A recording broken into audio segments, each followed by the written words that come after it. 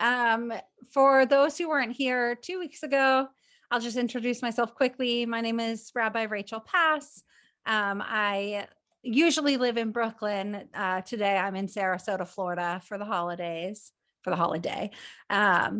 And I work at an organization called the Teshuvah Center, which is a Jewish community for people in recovery from addiction of all kinds.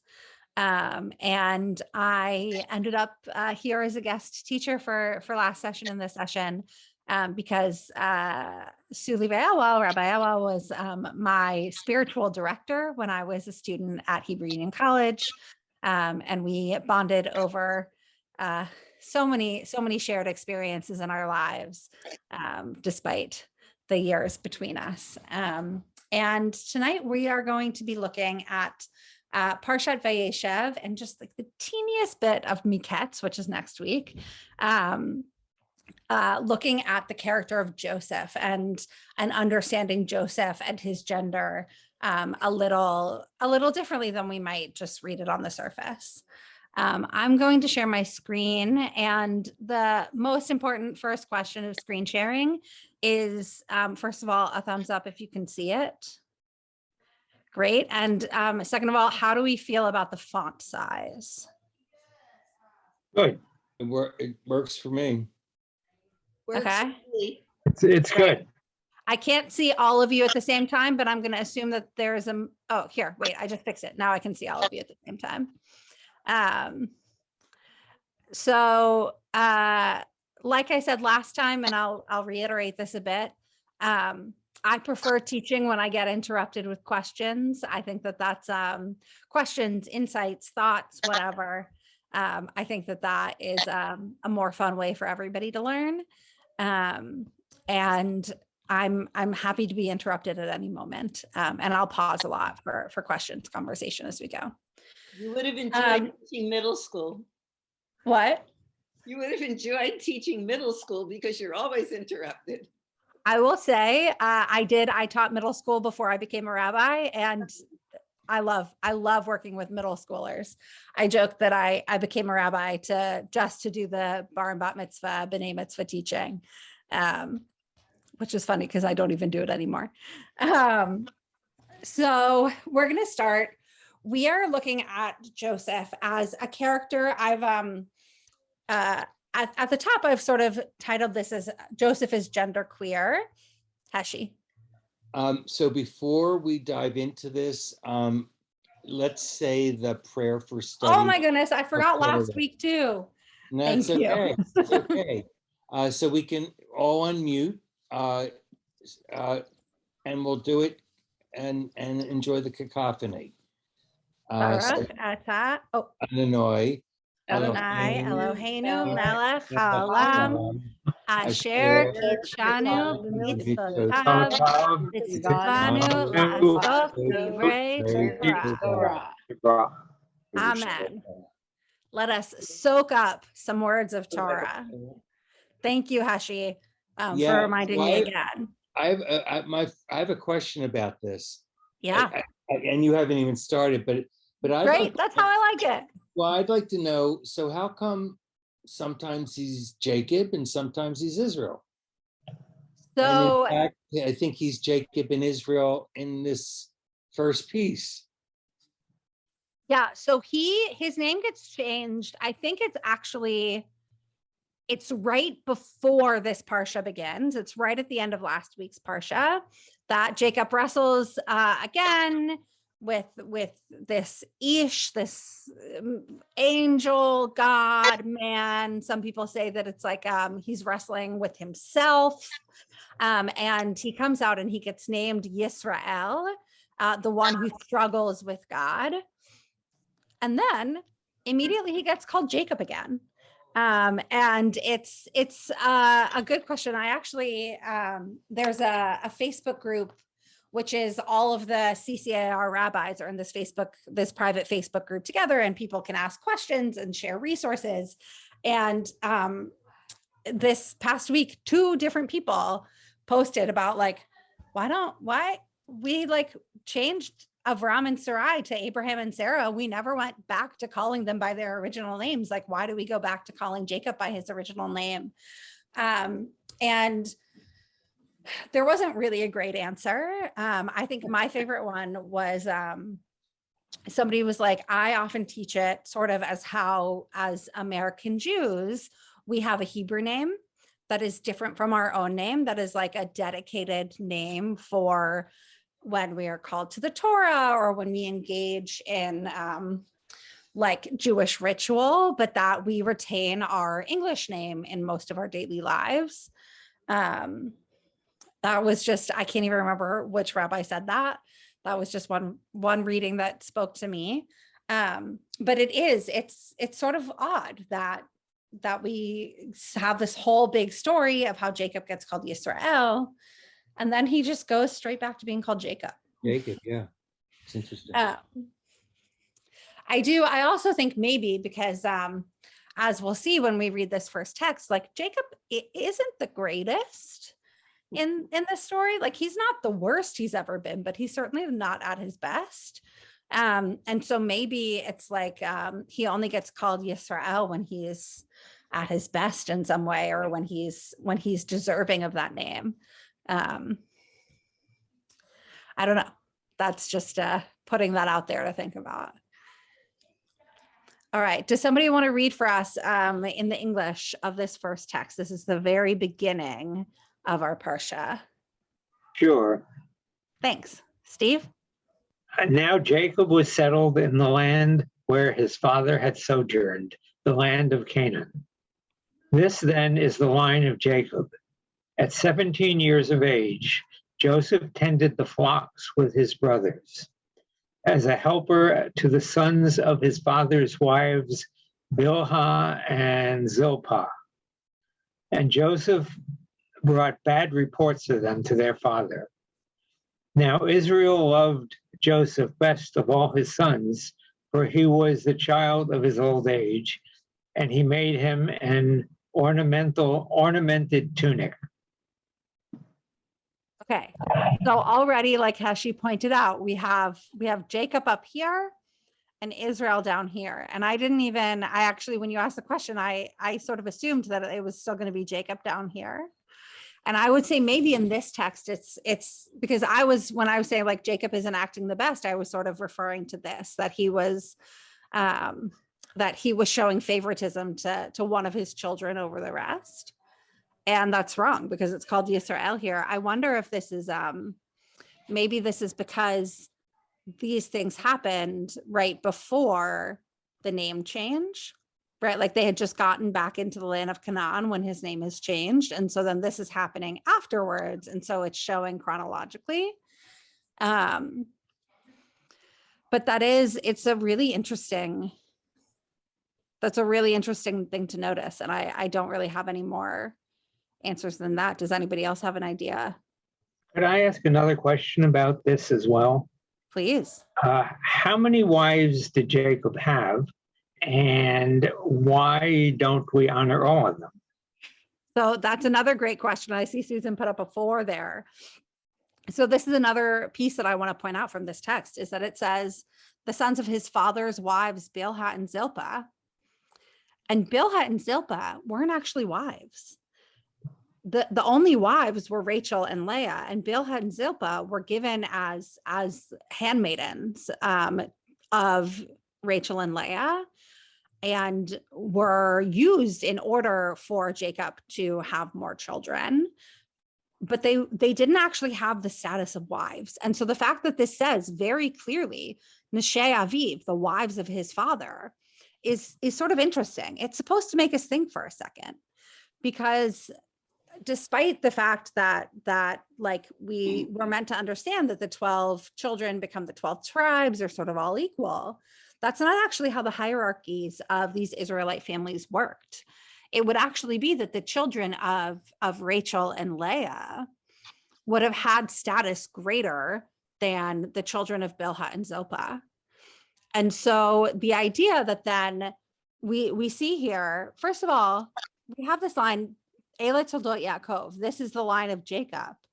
And everywhere else that we have this line, were then given the names of all of the children. And often it'll be like Jacob bore Joseph, and then Joseph bore whatever Joseph's kid, and that kid bore whatever that kid, right? Like you see a whole line of generations. And in this one, we have this really weird anomaly of like, here's the line of Jacob. Joseph is a 17-year-old who's tending the flocks with his brothers as a helper to the children only of Bilhah and Zilpah. Like maybe it's not all of the other siblings. And so when Joseph comes back and brings these bad reports of his brothers, is that like, we could maybe understand that as some sort of power play? Like, is he coming back and being like, I'm better than all the rest of the children of the maidservants, as opposed to like coming back and being like, I'm just the best out of all of us? There's a lot here to think about. Also that here we are in the land of Canaan, it says where his father had sojourned, but they're in the promised land right now. Like this land had been promised to Abraham, to Isaac, and to Jacob earlier in 2 weeks ago's portion. We looked at that together. And now here they are in the promised land. And all of a sudden the family is really being very deceitful and problematic with each other. I have a question. Is Hebron in Canaan? Is Hebron in Canaan? Because Yeah, it is, because the other place, I think it starts by saying that Jacob settled in Hebron. that was, well, I know Rachel dies in Hebron on the way back into Canaan. Uh-huh. So it could be that that's where they are. So But I it's think, definitely, it's within, in the biblical sense, it's within the borders of the land. okay. Were you going to say something else? No. So then already we have sort of a disruption of what this line is supposed to be, right? It's supposed to be a line of Jacob. It's almost entirely, with like 2 exceptions, it's only a line of sons.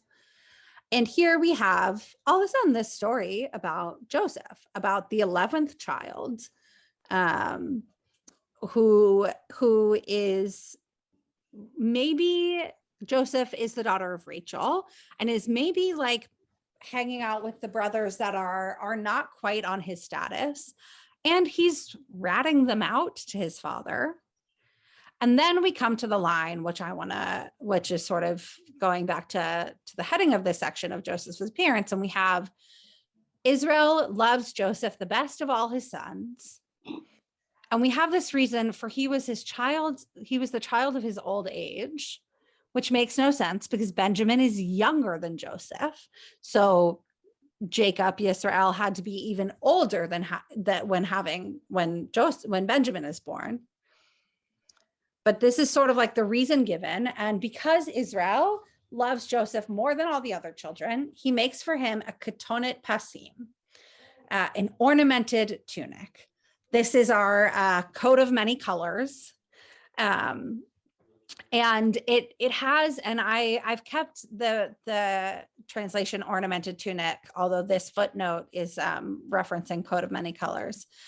Because we don't really know. Ketonet pasim only appears one other place, and we'll look at that in a second.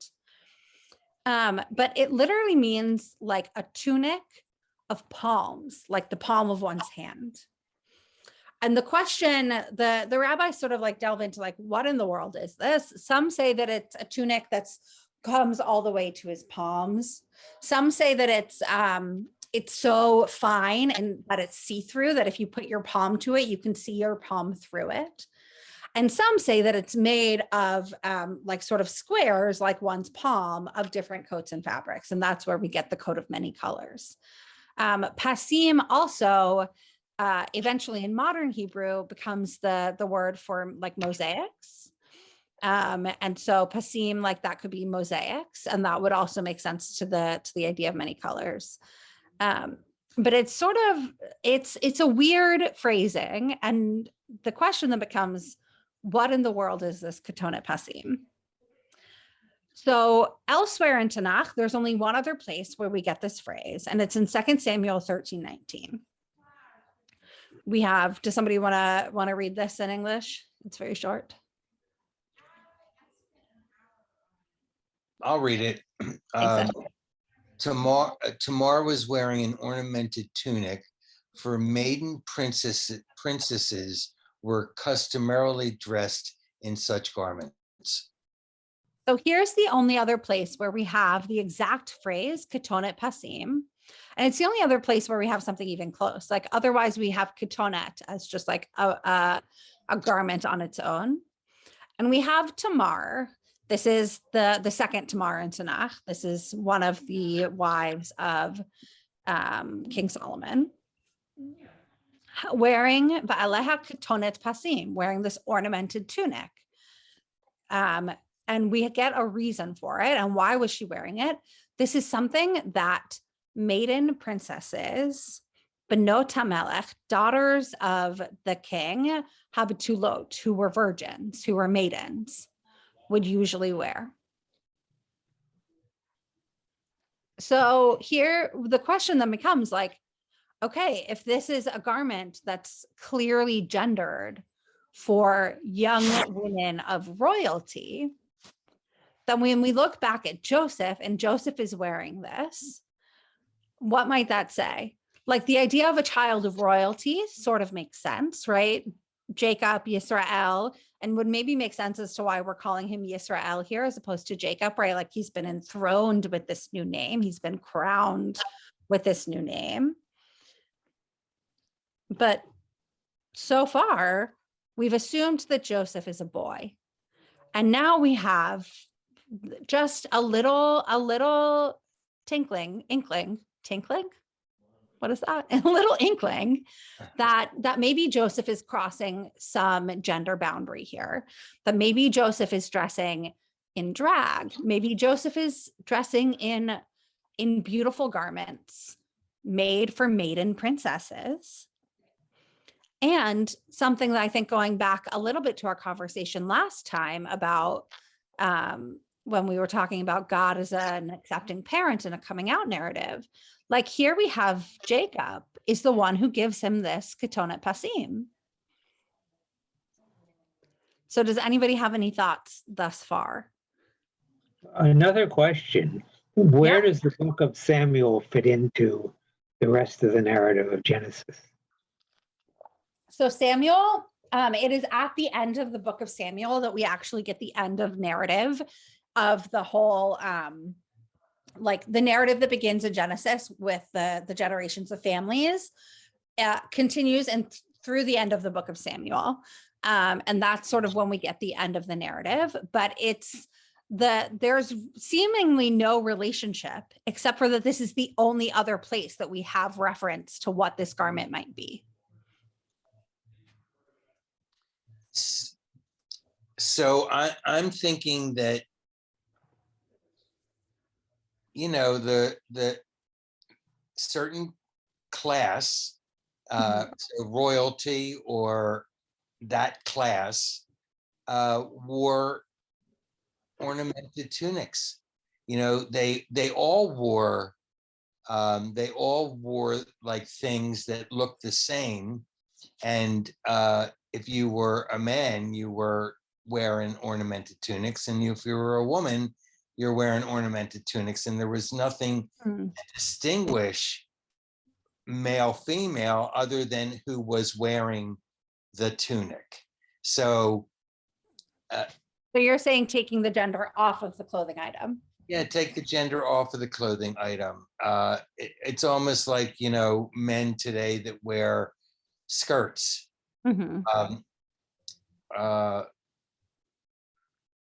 Just take the gender out of it. It's androgyny. It's androgynous dress. Well, actually, it's kind of hard. Yeah.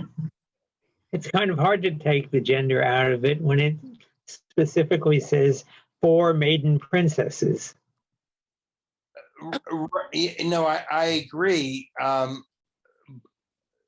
Was wearing an ornamented tunic for maiden princesses were customarily dressed in such garments. so I'm thinking, well, maiden princesses were customarily dressed in those garments, but others might Others. also have been customarily dressed in those garments, or in garments similar in color and style or fabric choice, so that they're, really everyone's wearing, everyone of a certain class, if you were a maiden princess or Maiden prince. somebody, yeah, or somebody who, Jacob, he's a major domo, and he's dressing his kid in Sunday best. Yeah, but maybe um, Jacob loved Joseph very much, and maybe he knew that Joseph was gender creative, gender fluid, and maybe he showed his love by giving him a garment that he knew would be really affirming to Joseph. I think both of them are absolutely plausible reads. I think we absolutely could say, Hashi, what you're saying, that like, yeah, maybe it's explaining why Tamar was wearing it, but it could have easily have said and made for him an ornamented tunic, for sons in the line of fathers wore such outfits. I think that is a plausible read. I tend to fall more in the camp, which is what Ellen said, that I think that this might be a signal that Joseph expresses himself differently in some way from his siblings, from his brothers, and Jacob is seeing this. But I like, the lovely thing about reading Torah is that there are so many interpretive reads and you get to choose which one. Right.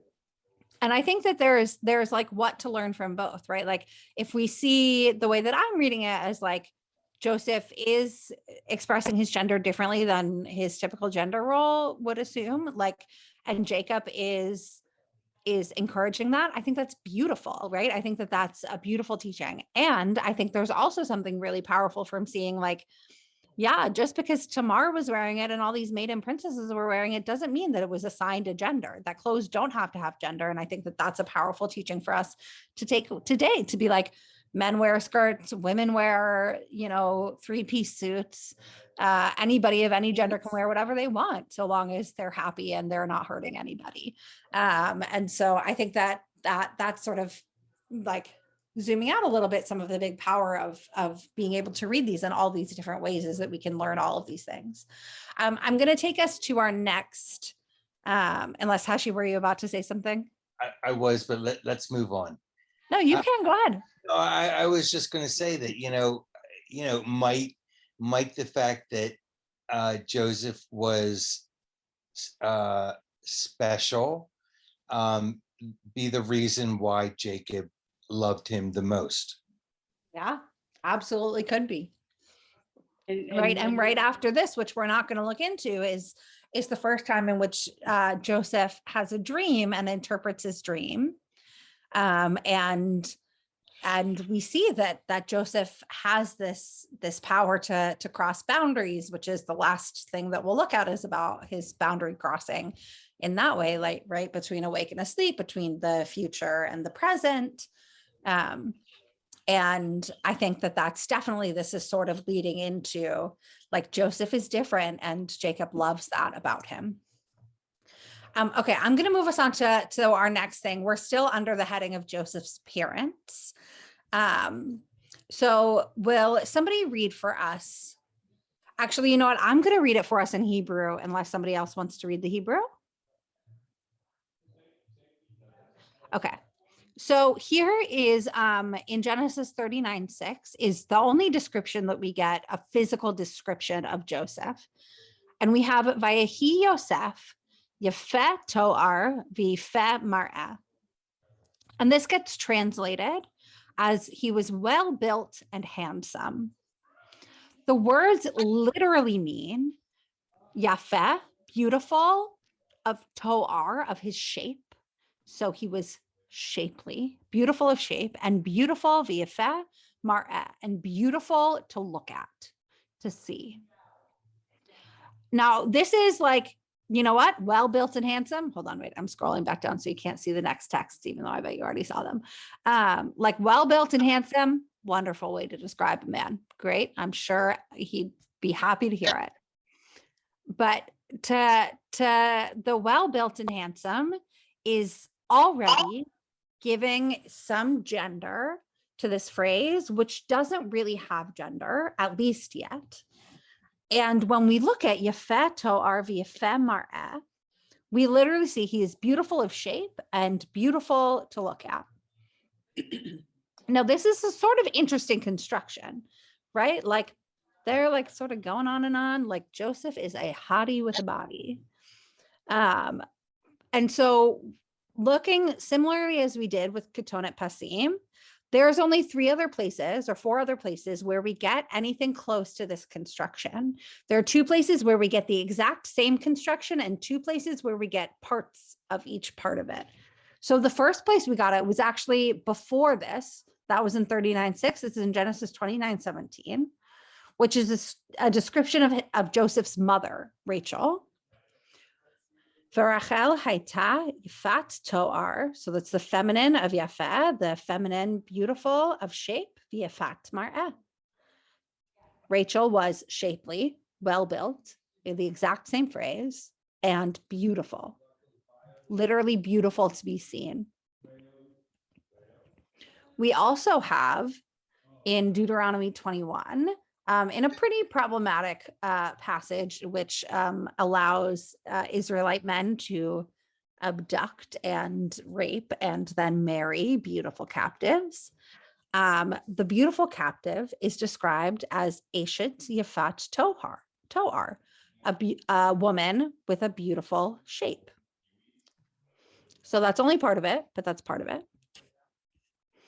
And then in 2 Samuel 11:12, when David is creeping all over Bathsheba while she's bathing on the roof opposite him, we get a description of her, which is V'ha'isha, and the woman, who later we find out is Bathsheba, is Tovat Mar'eh.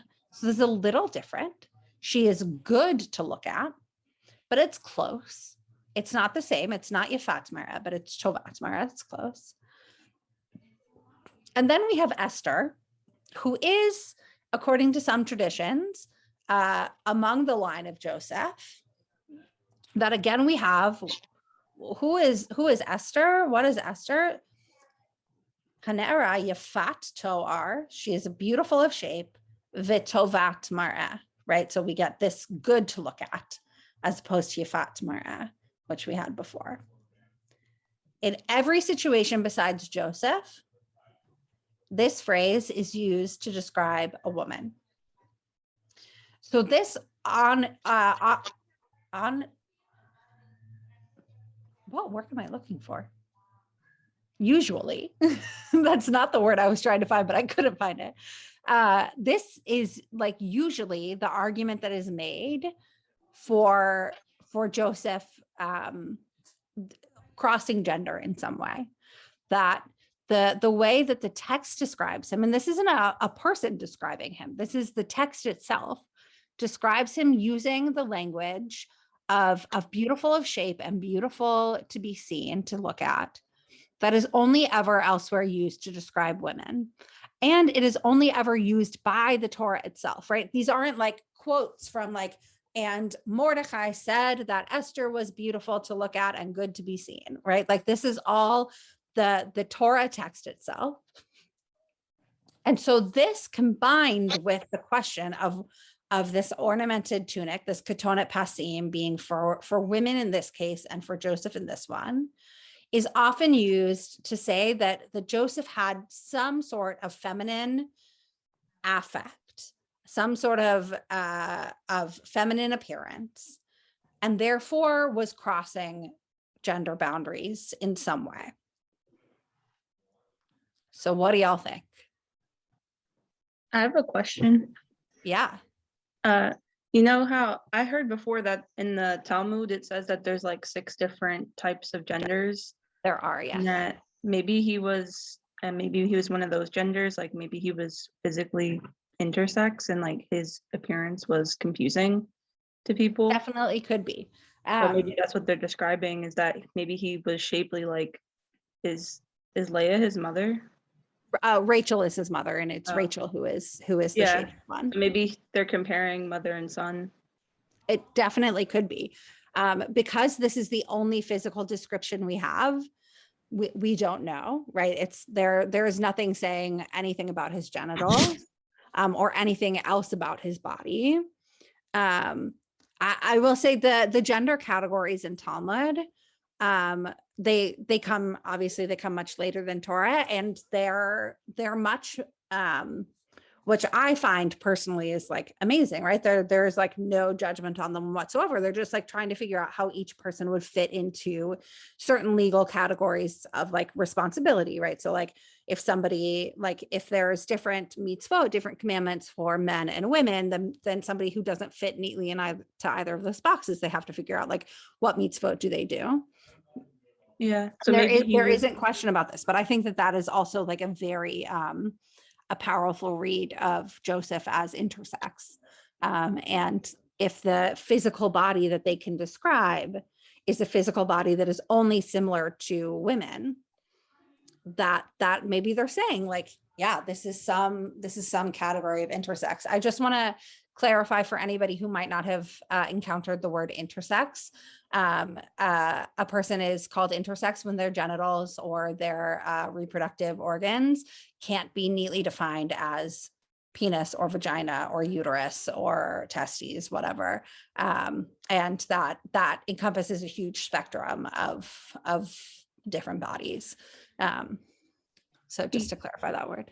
He could have been like male, but had like a female spirit, because that's one of the genders, I believe. Mhm. And maybe that is what made him special to his father, that he was Definitely could be. from the start. Definitely could be. And I think that there's like a lot of beauty to be gained from reading in that way. She has a hand up, and then I think Steve also looks like you're about to say something. So we'll go in that order. So I'm wondering whether he was, like he earned his brother's enmity, and they didn't like him because he was different. So it was maybe the first example of homophobia. I think that's a really powerful read. Yeah. Oh, go ahead. Or just they bullied him. Yeah. I think that that's a really powerful read, looking then later at when they encounter him in front of Pharaoh, which we're not going to look at. And they have this like really, really powerful moment of each forgiving the other. That could be, if we're reading it through the lens of, is that homophobia, and a reconciliation and a coming around is a very powerful way to look at that. Steve, you wanted to say something? Yeah. What does Leia had weak eyes have to do with any of this? It doesn't really. I just I left the opening of the verse there. Oh. It doesn't really have anything to do with this. It's just when Rachel is called Yifat Torah v'Yifat Mar'eh, it is comparing her to Leia with Rakot, Einei Rakot, which sort of doesn't make any sense. Nobody really knows what that means. This calls it weak eyes. Some say soft eyes. Like, does that mean that her eyes were weird? Does that mean she wasn't as pretty? They don't really know. But that's just, I left the beginning of the verse there. I could have cut that out. Sorry. And also, Steve, just to say that Leia is weak. I mean, initially Leia does not have the same agency that Rachel has. Yeah.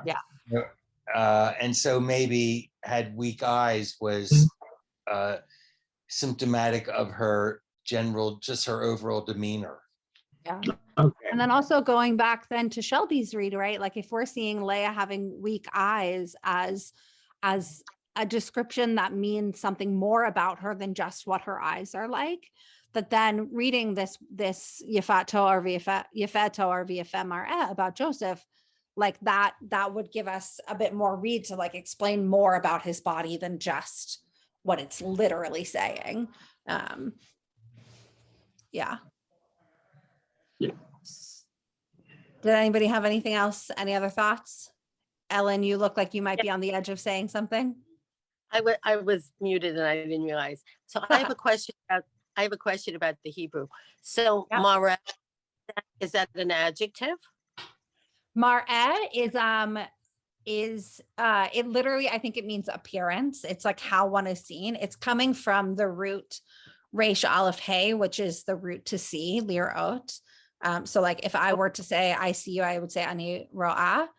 And the mem here, I think, is making it, I actually think it's making it a noun, and it's yifat mar'eh, or yafeh mar'eh is like the beauty of the thing that is seen. And so that it, and so the noun is not, is it feminine or masculine? The noun itself is masculine, but that would be true in any case. Like it Okay. would never be a feminine noun. It would only ever be a masculine noun. Okay, So like thanks. how like shulchan is a table is always masculine. It's the Yep. same thing. Got it. That is actually interesting, right? To'ar is also a masculine noun. So both of the nouns that are being chosen are masculine nouns, but the adjective that goes to it is given, right? So yafat is given is yafa, which is the feminine, which is with Joseph, it's yafeh. It is the masculine version. That's interesting. So Yeah. maybe, so maybe it's not the same description but for a man and a woman. They've changed it for Joseph. They've changed it ever so slightly to Yeah. fit grammatically with his gender, maybe. But the construction of this way of describing him, like they could have just said Vayhi Yosef Yafeh, and Yosef was beautiful, but instead it's using this very strange formula that only gets used in these other places. Okay, so now we're going to jump, unless there's any other. So now we're going to jump to just like one little from the Midrash from Breshit Rabbah, which is commenting on our very first verse. Where'd it go?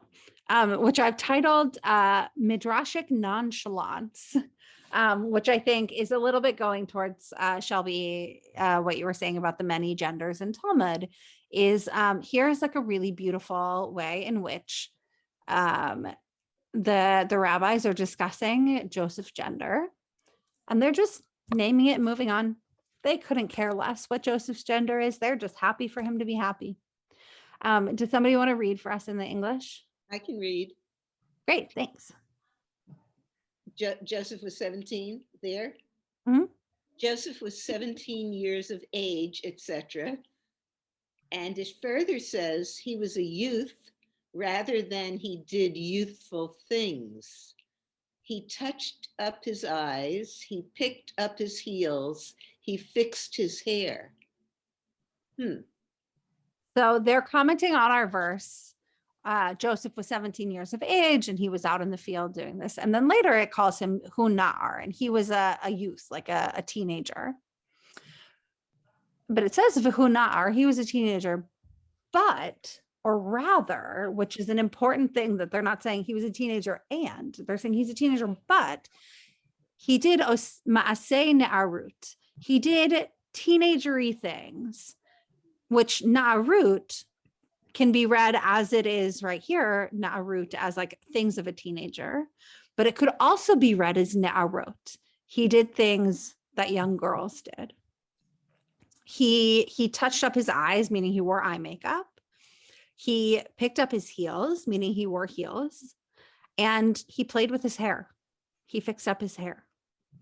And so here we have the rabbis describing the things that he did. They're calling them youthful things, although 17 isn't so youthful anymore in their sphere. They could be calling them girly things. And they just like go on. And then the text, which I didn't bring the whole text, like goes on to talk for ages and ages about like, and so they were out in the field, and this is the kind of farm that they had, and he was working on the farm, and then he got the Ketone Passim, and then he was walking around, and they just couldn't care less. They're naming it and moving right on. And this is often read with this queer lens as like complete nonchalance. They're happy, he's happy. This is what he did. Like, don't forget it. We don't want to forget his gender, but we're not going to judge him for it. So I brought this in just as a little final piece of looking at his appearance and his gender as we've seen it so far. Does anyone have any thoughts? I'm laughing because this is very, I mean, nowadays men fix their hair, they do things. Yeah. I mean, it has nothing to do with sexuality, with gender or Gender, yeah. anybody. It's, yeah. I was also thinking we refer to our kids like often, I think I referred to my son as beautiful or at some point. I didn't only use the word when he was young. I didn't only use the word handsome. Yeah. So. Yeah, I think that's something when going back up what we were looking at earlier, when the translation chooses handsome for Joseph, but beautiful for all these other cases. I think that that's like it reveals so much more about the translator than it does about the text itself. Is that the translator is choosing to say like, oh, well, we can't call a man beautiful. We have to call him handsome. Whereas like all of us are like, I'll call any woman handsome. I'll call any man beautiful. If they don't like it, get used to it. Any other thoughts before we move on to our next sort of chunk? I just keep thinking, wow, you know, definitely I can see why his brothers were like going crazy. Yeah. Right. In a world in which masculinity meant working in the fields, Yeah. Being a hunter, you know, running things. And here is Joseph being beautiful and doing his hair. Like, right. he I lives mean, on a farm and does makeup. Like, if you he don't want to do makeup. you know, I want to be like tongue in cheek and say, you know, he probably had a Barbie doll as well. Yeah, he might you know, have. and so like, yeah, so okay. I mean, like, we know his mother stole the little idols, the little Right. Trafim. So maybe he was like doing their makeup. I like to imagine that. I think that's a beautiful imagination. Yeah, absolutely. Ellen, were you going to say something? Yeah, I was going to ask about when do you think Bereshit Rabbah was written? Bereshit Rabbah is written around the 2nd century, or that it's collected up until then and sort of printed at that point. So significantly later. That's really early. So certainly in early mystical Judaism, which is later, much later, but it's very gender bending. I mean, yeah, very. So maybe here we're seeing it really very, very early. But last night, Rabbi Moskowitz was talking about the Sefer Yetzirah, and about the gender bending that's in there. And so that would have been, yeah. So I just think it's still pretty cool. Like a bit later than this. Much later, but so it's just interesting to see it so early. Yeah. And I think that I just finished teaching a series at Stephen Wise Free Synagogue on the Upper West Side of Manhattan on goddess figure in our ancient texts specifically. And something that we talked about in that class a lot was how gender was much more fluid in certain places, and where it was sort of intentionally made stricter in order, as I was like saying when I responded earlier to Shelby, that like in order to sort of categorize who did what and who followed what laws and who had access to what things, that like we see there are all these places where like gender is fluid, and then it sort of gets categorized as like, no, it can't be. And I'll move us on to our next thing because we're running low on time. Actually, I'm gonna, instead of stop doing this text first, we're gonna hop down to the bottom. We're gonna read this. Oh, I forgot I brought this one too. Oh, shoot. Okay. I'm gonna take us here for a second. I'm skipping this story here that we're gonna skip is the story of Joseph and Potiphar's wife. This is how Joseph ends up so he's been sold into slavery by his brothers. He's been taken to Egypt. He's working for a man named Potiphar. And this is the story of how he ends up in a prison in Egypt. And then that's where he starts interpreting dreams again. And that's sort of how he moves up the ranks to become Pharaoh's secondhand guy. And in this story, we're not going to read into it so much, but in this story, Joseph is working in Potiphar's house and Potiphar is out, and Potiphar's wife. Also, the more I say the name Potiphar, the more it sounds like a made up word. It's like the more you say a word, it just sounds completely made up. But so Potiphar's wife then attempts to sexually assault, attempts to rape Joseph in a formula that compared to every other story of rape that we have in the Tanakh is inverted. This is the only story in which we have a woman being like sexually malicious, and the only story in which we have a woman being sexually aggressive to a man who refuses. And this is when we get the language Joseph was Yifato Arvi Yafet Mar'eh. And it's in this story is often seen as a gender reversal, that Potiphar's wife is acting the man and Joseph is acting the woman. And this story often gets used as like both to look at sexual assault in our tradition, but also to look at gender reversal, and that Potiphar's wife can act in ways that in our text we've only seen men act, and Joseph can act in ways that we've only seen women act. We're not going to delve too much into this because I want to get to this next teaching. And so this is now, so Joseph was enslaved, he was imprisoned, he then interpreted Pharaoh's dreams. Pharaoh's like, you're my dude, it all came true. And now this is how we get Joseph is being sort of coronated as Pharaoh's like secondhand man. And this reading that we're going to do is based off of research that my classmate and now colleague Cantor Stefano Iacono did for his cantorial thesis, in which he read this scene as a marriage ceremony between Pharaoh and Joseph. And I want to give him all of the credit for this. This is all from Cantor Iacono. He's now at Congregation Road of Shalom of the Upper West Side of Manhattan. So a synagogue, which I'm sure you all are fighting for the name Rodef there. But this is, when he taught this in sort of like a presentation of his thesis last year, and I was floored. And just for speed, I'll do the reading. So Pharaoh said to Joseph, see, I put you in charge of all of the land of Egypt. And removing his signet ring from his hand, Pharaoh put it on Joseph's hand. And he had him dressed in robes of fine linen and put a gold chain about his neck. He had him ride in the chariot of his second in command, and they cried out before him, Abrech. Now, this word gets translated in a lot of ways. This here, I will bless, is my own translation, like avarech. But it's in a grammatically feminine form.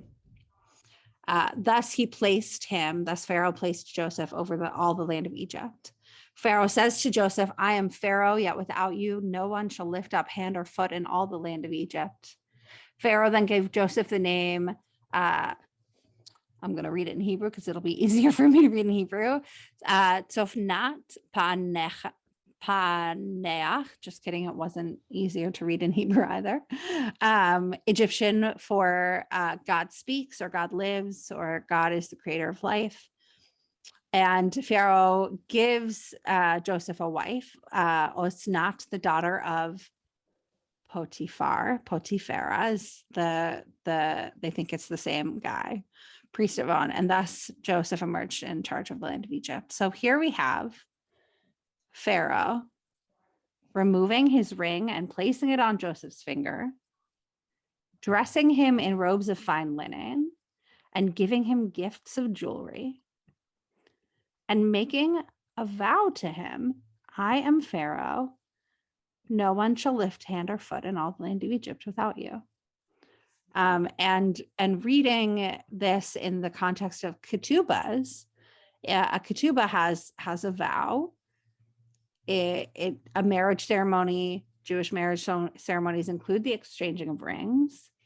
And our ketubas say that traditionally when a man acquires a wife, but that when a partner acquires a partner, they're required, one of the main requirements is to clothe them. There's a husband's responsibilities to his wife are clothing, shelter, food, and sex. And so here we have this like sort of coronation semi-marriage ceremony between Pharaoh and Joseph. And I highly suggest I can read and send out, I'll send it to Rabbi Elwell. Actually, she probably has it to send to you all, the thesis in which Cantor Yakino really digs deeper into this in the context of other marriage ceremonies in both Egypt and in ancient Israelite culture. But here we have like this might be a marriage ceremony between Pharaoh and Joseph. Does anyone, I see, Heshi, you look like you're about to be like, I have thought. I'm thinking everything we've read about Joseph, nothing, I mean, there's nothing obviously that indicates orientation. Everything indicates just expression. Yeah. Gender expression. And so I'm not reading anywhere where, that Joseph is gay. I don't even think we knew what that was back then, but we definitely knew not, but yeah. Men, we definitely knew that there were same-sex attractions. Yeah. back then. But I don't see any of this having to do with a same-sex attraction. It's really about gender expression. Yeah. And I think that everything we've looked at up until now, which is also a lot of what we've read, is a much more accepted or concrete read of the texts. This one is much more midrashic. This is much more like sort of taking what we've got and sort of going with it. But you're right. I think that the texts about his gender are both more. I keep losing my words tonight. The argument is more salient about gender than it is about sexual orientation here. Yeah. But I do think that this is a really interesting way to read into this story. I'm going to take us to our last little piece here, and we'll close out with this. This is Rabbi Jonathan Kligler is writing about Joseph and writing about the gender crossing, I would say, or the gender role fluidity. So this reading of Joseph as a gender bending figure improves our understanding of one of the most fully formed characters in the Torah. For Joseph is a boundary crosser in all ways. He is a dreamer and an interpreter of dreams. That is, he crosses the boundary between waking and sleep, between the physical and visionary realms. He is a shaman transiting between worlds. He is a shapeshifter moving fluidly from one identity to the next, from prisoner to royal vizier, from Joseph, son of Jacob, to Tzofnat Paneach, the name given to him by Pharaoh, Paneach. I still can't say that name. It's so complicated. So complete is Joseph's transformation that when his brothers arrive in his court to purchase grain, they fail to recognize him. Joseph does not fit into a prescribed role. This is, in fact, Joseph's gift. As it allows him to think outside the box and to envision futures that others cannot see. Thanks to Joseph's understanding of the coming years of plenty and famine, Joseph is able to save countless lives.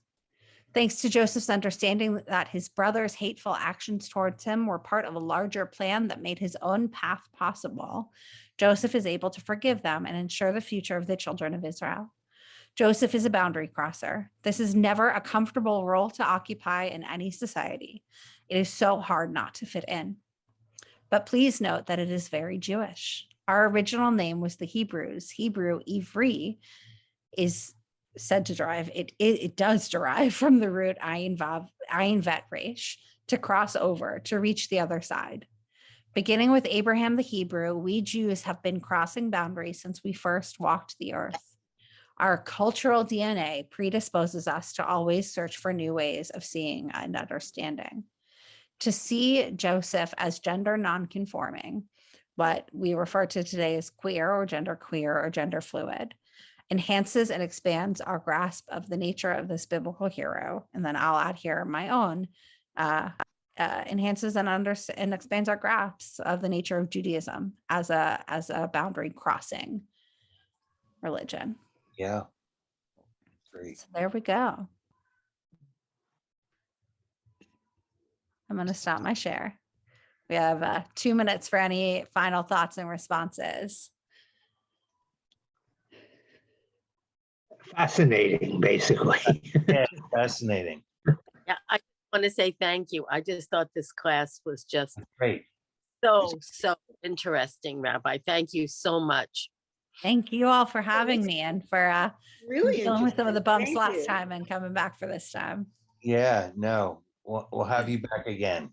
This Yeah. is very Please do. I've loved this. interesting. I've loved getting to really dig into queering each parsha. It's been a very fun activity for me to do. When I often read our texts looking at a feminist lens, or in my work at the Teshuva Center, I look at our texts with a recovery lens of like, how can we use this in order to improve our own lives, and to like make dedicated space to look at it through a queer lens is really important and really valuable for my own self and my own learning. So thanks for letting me do that. Yeah. And Thank for you. Thank you. Thank you. Thank Everybody you. have Happy Thanksgiving. have a great Thanksgiving. Thank you, Yes. Rabbi. Have a good Thanksgiving. Happy Thanksgiving. Well, good Safe Thanksgiving. travels, everybody. Yes. Be well. Heshi, are you still out of town? I am. I'm in Florida. Yeah, I'll be home Sunday. Bye, Safe- everybody. Bring us some Bye. sunshine and heat, Heshi. Yeah, And Okay. oranges. and orange juice, right? Take care, everyone. Bye. Good night. Bye. Bye.